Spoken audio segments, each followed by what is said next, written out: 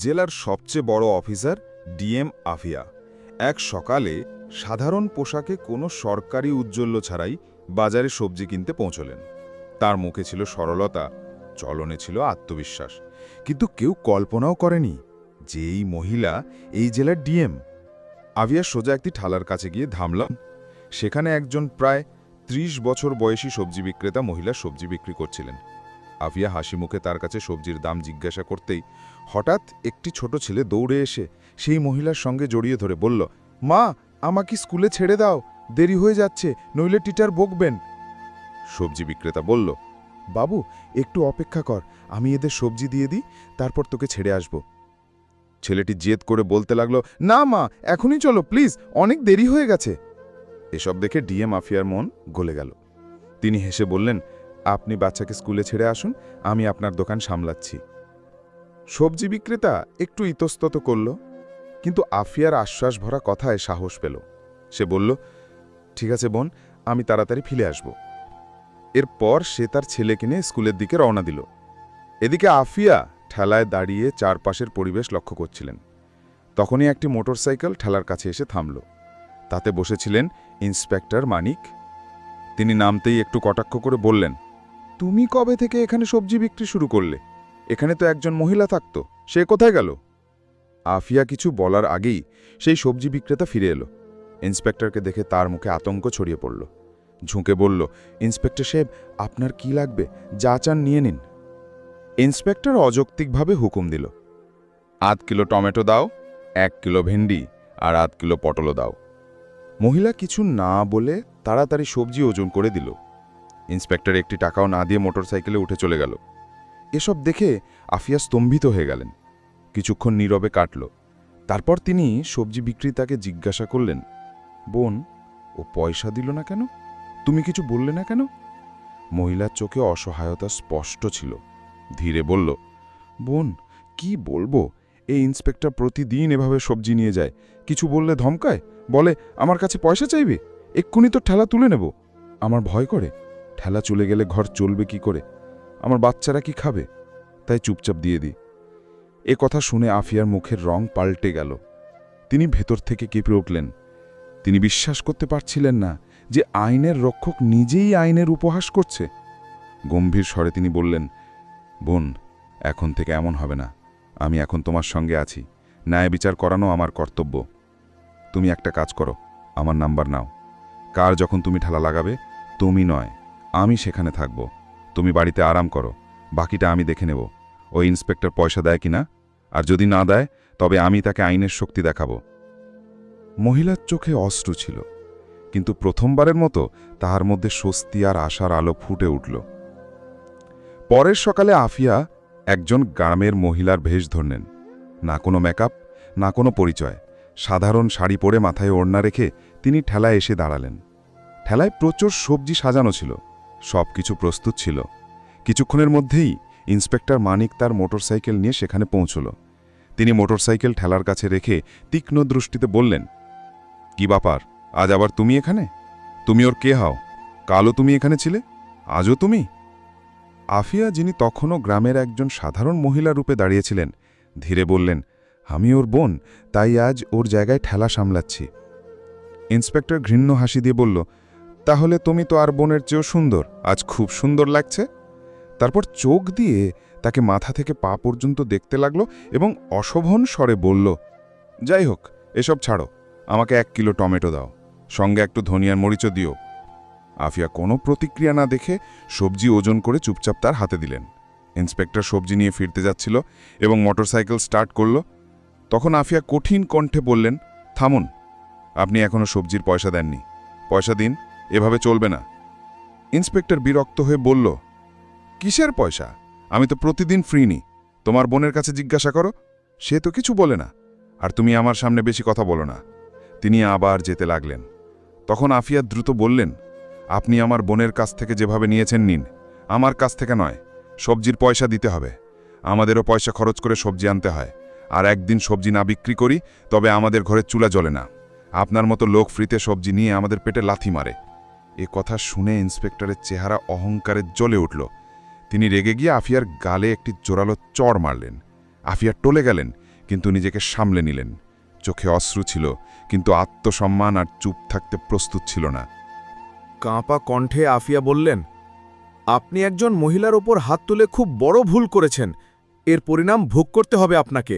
Inspector আরও উত্তেজিত হয়ে চিৎকার করে বলল, তুই আমাকে শেখাবি? তোর এত সাহস? এক্ষুনি দেখাচ্ছি। তারপর তিনি আফিয়ার চুল ধরে টানলেন। আফিয়া ব্যথায় কুঁকড়িয়ে উঠলেন, কিন্তু চুল ছাড়িয়ে বললেন, এসব খুব খারাপ হচ্ছে। আমি তোমার বিরুদ্ধে রিপোর্ট করব। তোমাকে সবজির পয়সা দিতেই হবে। কিন্তু ইন্সপেক্টর তার পদের মদে মত্ত ছিলেন। বললেন, রিপোর্ট? তোর এত সাহস? তুই একটা সবজি বিক্রেতা, আর আমি এই থানার ইন্সপেক্টর। আমি তোকে এখানে দাঁড়িয়ে কিনে নিতে পারি। বেশি কথা বললে উল্টো তোকেই জেলে ভরব। এই বলে তিনি মোটরসাইকেল স্টার্ট করে চলে গেলেন। আফিয়া রাগে কাঁপছিলেন, তবু তিনি নিজেকে সংযত রাখলেন। তিনি জানতে চাইলেন এই ইন্সপেক্টর কতটা নিচে নামতে পারে। কিছুক্ষণ ঠেলার কাছে বসে থাকার পর তিনি সবজি বিক্রেতাকে ফোন করে বললেন, এখন তুমি ঠেলায় এসো। সবজি বিক্রেতা আসতেই আফিয়া চুপচাপ সেখান থেকে চলে গেলেন। বাড়ি গিয়ে তিনি সাধারণ পোশাক বদলে হলুদ রঙের সালোয়ার স্যুট পরে একজন সাধারণ মহিলার মতো থানায় পৌঁছালেন। থানায় পৌঁছে দেখলেন ইন্সপেক্টর মানিক সেখানে নেই। একজন হামিলদার ডেস্কে বসা ছিল। আফিয়া সরাসরি তাকে জিজ্ঞাসা করলেন, আমাকে রিপোর্ট করতে হবে। ইন্সপেক্টর মানিক কোথায়? আর এসএইচও সাহেবের সঙ্গে দেখা করতে হবে। হামিলদার জবাব দিল, ইন্সপেক্টর সাহেব কিছু কাজে বাড়ি গেছেন, আর এসএইচও সাহেব ফিল্ড ভিজিটে বাইরে গেছেন। আপনি চাইলে একটু বসুন। আফিয়ার চোখে এখন ন্যায়ের আগুন জ্বলছিল, আর এই আগুন আর থামতে প্রস্তুত ছিল না। থানায় কিছুক্ষণ কাটতেই হঠাৎ দরজা খুলে এসএইচও আতিক রানা ভেতরে প্রবেশ করলেন। ভারী পায়ে ভেতরে আসতেই তার দৃষ্টি হলুদ সালোয়ার স্যুট পরা সেই সাধারণ মহিলার ওপর পড়ল, যিনি ছিলেন আর কেউ নন, স্বয়ং ডিএম মাফিয়া। আতিক রানা কঠোর স্বরে জিজ্ঞাসা করলেন, তুমি কে? এখানে কেন এসেছ? আফিয়া শান্ত স্বরে বললেন, আমাকে রিপোর্ট করতে হবে। এ কথা শুনে আতিক রানা ব্যঙ্গ করে হেসে বললেন, রিপোর্ট করতে হবে? তাহলে আগে কিছু খরচপত্র নিয়ে এসেছ? এখানে রিপোর্ট করতে 10 থেকে 20,000 টাকা লাগে। এনেছ? তাড়াতাড়ি বের করো, তবে তোমার রিপোর্ট লিখব। এ কথা শুনে আফিয়ার মুখ কঠিন হয়ে গেল। গম্ভীর স্বরে বললেন, কিসের টাকা? রিপোর্ট করতে কোনো ফি লাগে না। আপনি ঘুষ কেন চাইছেন? আতিক রানা হেসে বললেন, তোমাকে কে বলল মুফতি রিপোর্ট হয়? এখানে যে আসে সে নিজের ইচ্ছায় টাকা দেয়, আর না দিলে তার রিপোর্ট লেখা হয় না। এখন তোমার ইচ্ছা। আফিয়া গভীর নিঃশ্বাস নিয়ে বললেন, ঠিক আছে, এই নিন 10 টাকা, এখন রিপোর্ট লিখুন। টাকা নিয়ে আতিক রানা জিজ্ঞাসা করলেন, বল, কার বিরুদ্ধে রিপোর্ট? আফিয়া গম্ভীর হয়ে বললেন, ইন্সপেক্টর মানিকের বিরুদ্ধে। তিনি একজন সবজি বিক্রেতা মহিলার সঙ্গে অসভ্যতা করেছেন। প্রতিদিন তার ঠেলা থেকে বিনা পয়সায় সবজি নিয়ে যান, আর আমি যখন প্রতিবাদ করলাম তখন আমার ওপর হাত তুললেন। আমি এর ওপর কঠোর আইনি ব্যবস্থা চাই। আতিক রানার মুখ ফ্যাকাশে হয়ে গেল। তার মুখে আতঙ্ক স্পষ্ট। হেঁচড়ে বললেন, তিনি তো আমাদের থানার সিনিয়র ইন্সপেক্টর, আর তাছাড়া যদি কেউ ফ্রিতে জিনিস দেয় তাতে দোষ কি? আমরা পুলিশ, একটু আধটু চলে। আফিয়া এখন সব বুঝে গিয়েছিলেন। এই সিস্টেম ভেতর থেকে পচে গেছে। এরা শুধু ইউনিফর্ম নয়, গরিবদের অসহায়তার ব্যবসা করছে। তিনি কিছু না বলে চুপচাপ থানা থেকে বেরিয়ে গেলেন, কিন্তু তার চোখে এখন একটি আগুন জ্বলছিল। পরের দিন সকালে ডিএম মাফিয়া ইউনিফর্ম পরে গাড়ি নিয়ে সোজা সেই থানায় পৌঁছালেন। সঙ্গে ছিল তার সরকারি গার্ড। থানার গেটে ইউনিফর্মে তাকে দেখে পুরো স্টাফ হতবাক হয়ে গেল। ভেতরে ঢুকতে ইন্সপেক্টর মানিক এবং এসএইচও আতিক রানা দুজনেই উপস্থিত ছিলেন। তাদের মুখে আতঙ্ক ছড়িয়ে পড়ল যখন তারা সেই মেয়েকে দেখলেন যাকে তারা অপমান করেছিল। কিন্তু আজ তিনি সাধারণ মহিলা নন, জেলার ডিএম ছিলেন। ঘাবড়ে গিয়ে দুজনে একসঙ্গে বললেন, আপনি কে আর এই ইউনিফর্ম কেন পরেছেন? আফিয়ার চোখ এখন একজন অফিসারের মর্যাদায় জ্বলছিল।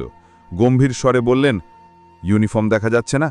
আমি এই জেলার ডিএম মাফিয়া, আর আমি এখন সব জেনে গেছি এই থানায় কিভাবে গরিবদের ভয় দেখানো হয়, তাদের কাছ থেকে টাকা আদায় করা হয়, আর আইনের নামে অত্যাচার করা হয়। দুজনের পায়ে না মাটি সরে গেল। ঘাবড়ে গিয়ে তাদের কণ্ঠ কাঁপতে লাগল। ম্যাডাম, আপনি কি বলছেন? আপনি যদি সত্যি ডিএম হন তাহলে কোনো আইডি দেখান। আফিয়া একটিও কথা না বলে তার ব্যাগ থেকে সরকারি পরিচয়পত্র বের করে আতিক রানার সামনে রাখলেন। আইডি দেখে আতিক রানার হাত কাঁপতে লাগল, তার মুখ থেকে সব রং উড়ে গেল। তৎক্ষণাৎ হাত জোড় করে ঝুঁকে বললেন, মাফ করুন ম্যাডাম, আমি জানতাম না যে আপনি ডিএম, আমার থেকে খুব বড় ভুল হয়ে গেছে। পেছনে দাঁড়ানো ইন্সপেক্টর মানিকও ততক্ষণে ঘাবড়ে গিয়েছিলেন। তিনিও হাত জোড় করে বললেন, ম্যাডামজি মাফ করুন, যা হয়েছে ভুলে হয়েছে, আর কখনো হবে না। দুজন অফিসারই লজ্জায় মাথা নিচু করে দাঁড়িয়েছিলেন, কিন্তু ডিএ মাফিয়ার কনকে এখন কোনো নরমই ছিল না। কঠোর স্বরে বললেন, আজ থেকে তোমরা দুজনই সাসপেন্ড। ইউনিফর্ম পরে তোমরা যা করেছ তার হিসেব এখন আইন করবে। এই জেলায় এখন গরিবদের অপমান হবে না, আর ইউনিফর্মের আড়ালে লুটপাটও হবে না। তারপর পেছনে দাঁড়ানো স্টাফকে নির্দেশ দিলেন, এদের দুজনকে তাৎক্ষণিক সাসপেন্ড করা হোক এবং তাদের বিরুদ্ধে বিভাগীয় তদন্ত শুরু হোক। পুরো থানা এখন নিস্তব্ধ। ডিএ মাফিয়া আরেকবার প্রমাণ করলেন যে ইউনিফর্ম শুধু ক্ষমতা নয়, দায়িত্বের প্রতীক। আফিয়া কঠোর স্বরে দুজন অফিসারের দিকে তাকিয়ে বললেন, তোমরা দুজন মাফের যোগ্য নও। আজ যা করেছ তা একজন অফিসার নয়, একজন অপরাধী করে। আমি যদি তোমাদের মাফ করি তবে তোমরা আবার একই কাজ করবে, আবার কোনো গরিবকে পিষবে, আবার কোনো নিরোহের কণ্ঠরোধ করবে। এই বলে তিনি এগিয়ে যেতে লাগলেন, কিন্তু তখনই ইন্সপেক্টর মানিক এবং এসএচও আতিক রানা দুজনেই তার পায়ে পড়ে গেলেন। তাদের চোখে অনুতাপ আর মুখে লজ্জা স্পষ্ট ছিল। আতিক রানা বললেন, ম্যাডাম আপনি ঠিক বলছেন, আমরা সত্যিই মাফের যোগ্য নয়, কিন্তু একটা শেষ সুযোগ দিন। আমরা সত্যি বদলে যাব। আজ থেকে কোনো গরিবকে কষ্ট দেব না, কারো কাছ থেকে অযথা টাকা নেব না, আর প্রত্যেক ফরিয়াদির সম্মান করব। মানিকও মাথা নিচু করে বললেন, মাফ করুন ম্যাডাম, প্রতিজ্ঞা করছি আর এমন ভুল হবে না, আর যদি হয় তবে আপনি আমাদের সাসপেন্ড নয়, সোজা জেলে পাঠিয়ে দিন। আফিয়া কিছুক্ষণ চুপ করে রইলেন। তাদের দুজনের ভিজে চোখ আর ভীত মুখের দিকে তাকিয়ে রইলেন। তারপর গভীর নিঃশ্বাস নিয়ে গম্ভীর স্বরে বললেন, ঠিক আছে, আমি তোমাদের মাফ করছি, কিন্তু এটাই শেষ সুযোগ। পরের বার যদি কোনো গরিবের কণ্ঠ আমার কাছে পৌঁছায়, যদি কেউ বলে থানায় অবিচার হয়েছে, তবে আমি তোমাদের শুধু সাসপেন্ড নয়, জেলের পেছনে ঢুকিয়ে দেব, আর এবার কোনো মাফ হবে না। দুজন অফিসার মাথা নিচু করলেন। তাদের আত্মসম্মান চূর্ণ হয়ে গিয়েছিল, কিন্তু এখন তাদের মধ্যে সংশোধনের একটি সত্যিকারের ঝলক ছিল। আফিয়া থানা থেকে বেরিয়ে যাওয়ার সময় পুরো স্টাফের দিকে একবার তাকিয়ে বললেন, পুলিশের ইউনিফর্ম ভয় দেখানোর জন্য নয়, ভরসা দেওয়ার জন্য। এই ইউনিফর্মের সম্মান তখনই হবে যখন এটি পড়া ব্যক্তি সম্মান দিতে শিখবে। ডিএম চলে যাওয়ার পর পুরো থানায় নীরবতা ছড়িয়ে পড়ল। সবার মুখে লজ্জা আর চিন্তার রেখা ফুটে উঠল। সেই দিনের পর পুরো থানা যেন বদলে গেল। এখন আর কেউ ঘুষ নিত না, কোনো গরিবের কণ্ঠ দমানো হতো না, প্রত্যেক ফরিয়াদির কথা শোনা হতো, রিপোর্ট বিনা টাকায় লেখা হতো। রাস্তা থেকে বাজার পর্যন্ত পুলিশ মানুষের সাহায্য করতে দেখা যেত। সবজি বিক্রেতা মহিলাও তার ঠেলায় হাসি মুখে বসত, কারণ এখন তার কোনো ভয় ছিল না। এই গল্প আমাদের শেখায় যে সাহস আর সততার চেয়ে বড় কোনো শক্তি নেই। যদি কোনো পদে বসা ব্যক্তি অবিচার করে, তবে তার ইউনিফর্ম নয়, তার কর্ম কথা বলে। আর যখন সত্য বলার মানুষ উঠে দাঁড়ায়, তখন পুরো সিস্টেম বদলে যেতে পারে। যদি এই ভিডিও আপনার পছন্দ হয় তবে একটি লাইক করুন। গরিবদের কণ্ঠ আরও মানুষের কাছে পৌঁছানোর জন্য আমাদের চ্যানেল সাবস্ক্রাইব করতে ভুলবেন না।